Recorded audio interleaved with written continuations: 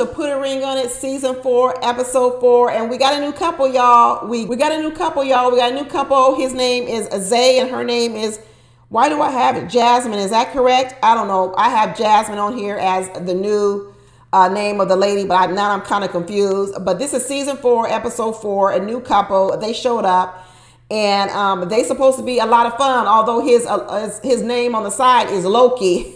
I guess he got an alter ego. He got the good side, which is Za, and then we got the Loki side, which I guess is the bad side. But it looks like they've been together for 3 years. She told the whole story about how they met on Instagram, whatever else. Their first date was in Cancun, and they've been inseparable since. They live together now. I think they must run, they're both entrepreneurs. They run businesses. And they've been together for 3 years, and now they're trying to figure out where do we go from here? Where do we go from here? I guess some of the things that have been holding them up in the relationship, one of the things that the young lady Jasmine's been feeling is if he is more committed to his friends than he is to her. And she told one of these awful stories about how his friends totally disrespected her and and the friend said, I'll slap you. I don't know what they was talking about. I don't know what they got into, but some nasty words came out the friend's mouth. And although the boyfriend, Za, made the friend apologize to him and say he's sorry, he didn't make that friend apologize to her, and she's still hurt by it, as she should be. As she should be, because what's the point of apologizing to just him if you're not apologizing also to her, in which she was the one who took the punch? Yeah, I apologize to you too that he disrespected your woman, but he should also apologize to her, which tells me that why didn't he make his friend do that? Is he the type of person where he doesn't like to ruffle feathers? He likes just to get along, and he doesn't want to make his friend upset? Well, that could be a problem, because when you're trying to please the wrong people and you're in a relationship, that can be a problem, because your mate can feel like, where is your real loyalty to your friends or to me, your girlfriend? But that's the other part, when you just a girlfriend and you're not a wife. Because when you just a girlfriend and someone has been friends with someone for 20, 30 years, that person can easily say, you know what, you only been here 3 years. You could come and go because we only dating. But this friend of mine has been here for 25 years. And I'm not just going to be getting rid of 25-year-old friends because you were upset. That's another thing. That's why I tell people, girlfriends think, well, we've been together 3 years. You still don't have the rights of a wife. You don't have the rights of a wife. You don't have the same power in a relationship as a wife. You sure don't. Because the truth be told, if you was a wife, that man could be barred from your house, because it's your house too. I could say, you know what, you ain't coming up in my house no more unless you're willing to apologize to me, because it's your house too, because you married, you own the deed. It's your house just as much as it's his house. But if you're just a girlfriend living in his house, he can have anybody rolling up in the house, and you really can't say too much about it. Sure, you want him to say something about it, but at the end, you at the mercy of him. That's why a lot of live-in girlfriends think they got the same rights as wives. No, you don't. No, you don't. But they set her up on this date with this guy who's a muscle man. He's a personal trainer. I forget what his name was, Jeremy or something. She wasn't interested in him. She was like, red flags, red flags. This is more of the same. A man who thinks he's fine. That man wasn't even good looking. That man was not even good looking. Maybe if you cut off his head and just had his body. Maybe if you put a brown paper bag over his head, I guess so. But his face up here, the teeth, all that, he wasn't good looking. Maybe just his body. There's a lot of men walking around here. I mean, women too, but we talking about the men right now. There's a lot of men walking around here that think they all that. And let me tell you, really, people, just because you got a nice body, you think you a 10? No. Even his personality wasn't good looking. Even his personality wasn't good. I don't know where he said he was from. I think he said he was from Brooklyn. Another New Yorker with a whole lot of bravado and a whole lot of self-esteem. The New Yorkers. They walk into a room and they like try to eat it up. They try to eat up a room, but she wasn't impressed. She was like, you got so many red flags twirling around your head, boy, please. Why would I get rid of the man I'm with to get with you, and you got more red flags than the man I'm with? She was like, you are not tempting me one bit. You ain't applying zero, no pressure. There is no way that he is getting a second date, not at all. She said, I'm already dealing with a man over here in the nightlife, club life. People are always up on my man, drinking. She's like, I don't need this again. This is not what I'm looking for. And it's so funny because before she went out with him, Zai was over here like, let's all take shots. So you want to get your wife or your girlfriend drunk before she go out with another man? What is he thinking? He definitely ain't no protector. He ain't no protector. I mean, you're going to send your girl out on a date with another man and you're going to give her a shot before she goes. Good Lord. Good Lord. But I guess he felt comfortable because when he saw him, he knew right away that he wasn't her type. He said, I ain't worried about this man. This ain't her type. Maybe that's why he gave him a shot. I don't know. I still thought that was a bad move on his part, but hey, who am I? But Jasmine was so funny when she was talking to the guy that she was out on the date with, and he was talking about, you know, besides being a personal trainer, in a club promoter, he got 3 or 4 jobs. He said he also wanted to get into cooking with his shirt off, and she called him the butt naked chef. She was like, what are you, the butt naked chef? I'm telling you, she had some funny one-liners. She was like, here I am out with the butt naked chef. She said, what are you, the new age Chippendale with this nightlife? She goes, please, I'm not interested in none of this at all. She don't want no hair in her food. She said, why would I want some hair in my food? She said, is this a joke? Am I being on a joke? She goes, is Ashton Kutcher going to jump out some bushes around here and tell me I've been punked? She was hilarious. She had me rolling. She said his lines were so good talking about, well, how would you balance that with a girlfriend if you running around being the butt naked chef? He's talking about I would bring her along. She was like, please, you got a line for everything. You got an answer for everything. She said, I don't trust no man that got an answer for everything.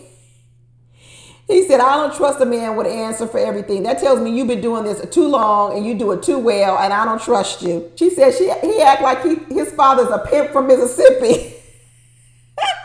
She had me cracking up. She said, is this man's father a pimp from Mississippi? She said she got a real good radar for men she got a real good radar for men like this. And she goes, her radar was going off. All the bells, signals, fire engines was glaring over this man. She goes, I'm not interested in him, not one bit, not at all. But that date was actually a very funny. But Jasmine said one of the things that she's really worried about, she's controlling. She says she knows it about herself. She knows that she's controlling. She doesn't know how to stop it. So I really do hope that Dr. Stacy can help her with some of her control issues. Control is just fear. Control is just fear. So in order for you to stop being controlling, you got to really get in touch with what you're really afraid about. And once you realize what you're really afraid about, you'll stop trying to control the situation. Because when you're trying to control the situation, what you're really doing is you're trying to prevent something from happening that you don't want to happen. Even when people are controlling because they're scared their kids might do something, or their husband or their wife might do something, you're trying to control the situation because you're fearful, you feel out of control. And what you need to do is you're trying to control the situation so that you don't feel the fear. Get in touch with what the real fear is, handle that, and then you'll stop being controlling. Because if you notice, when you stop caring about something, sometimes you stop controlling it.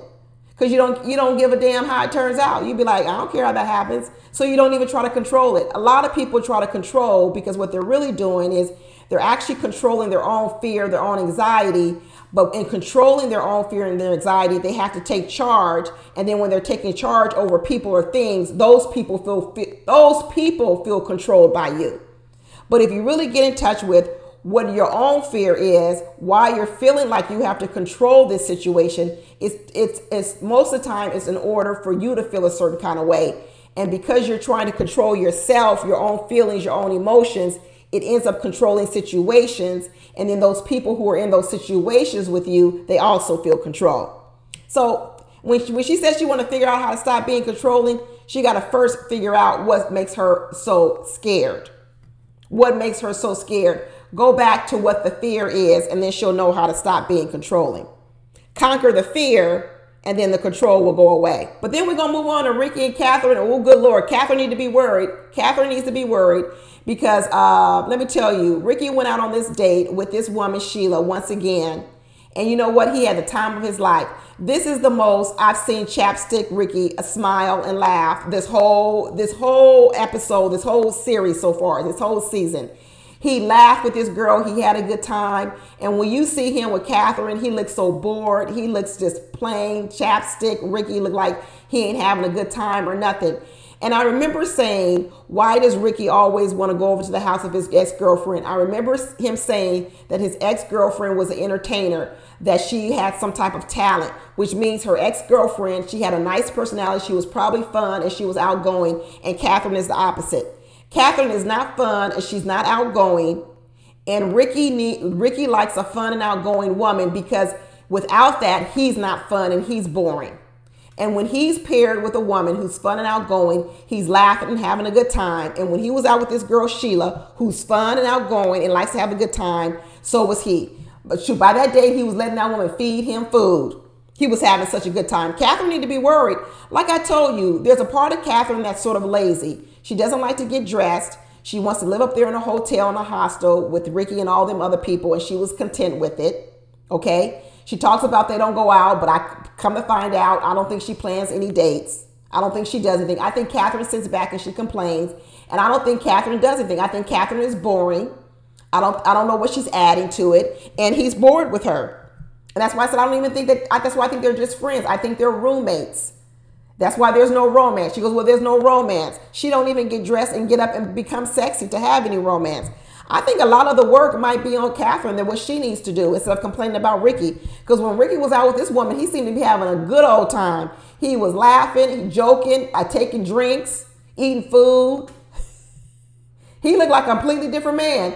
He looked like a completely different man with Sheila. Catherine better be worried. She better be worried. And then we had the date, Joy and Joshua. Joshua went out with another girl, Brittany. And when he saw Brittany, he said that she was cute. Well, then you know there ain't no love connection there. When a man say you cute, that's like he called his little sister cute. That's no sexual energy. Cute is not sexual energy. Fine, beautiful, that's loving, all these types of things, that's different. But when he calls you cute, that's like a friend energy. That's like my little sister is cute. And this girl was all over him, rubbing on his beard, rubbing on his muscles, touching on him. Dang, she was darn near assaulting the man at the date. He wasn't interested in her, not at all. In fact, he was uncomfortable. And the reason why you also know he wasn't interested in her, because when he came back, he told Joy all about the date. Let me tell you, don't be afraid of the dates that he tells you about. Be afraid of the dates and the women he doesn't talk about. And when he didn't want to talk about that girl last week, a week before, he didn't want to talk about her because you know what? She was a real threat. She was a real threat. He didn't want to talk about that date too much. He said a few sentences and then he was like, that's it. We don't need to talk about it. Nope, I won't go out with her again because she was dangerous to him. He knew she was dangerous. This girl here today, Brittany, please, she ain't no threat. She ain't not a threat at all. He called her cute. I knew right from the beginning. They went on a nice little date, candle making. Joy is all mad because she wrote a candle talking about experience. Girl, don't worry about it. Your man ain't interested in her. He brought you home the candle. He told you all about the date. Please, be careful when he's trying to hide something. When he's telling you everything, please. He wasn't interested in Brittany. He called Brittany cute. That's like a little sister. Anyway, that's it, y'all. Be sure to watch my other videos, and I'll talk to you later. Bye.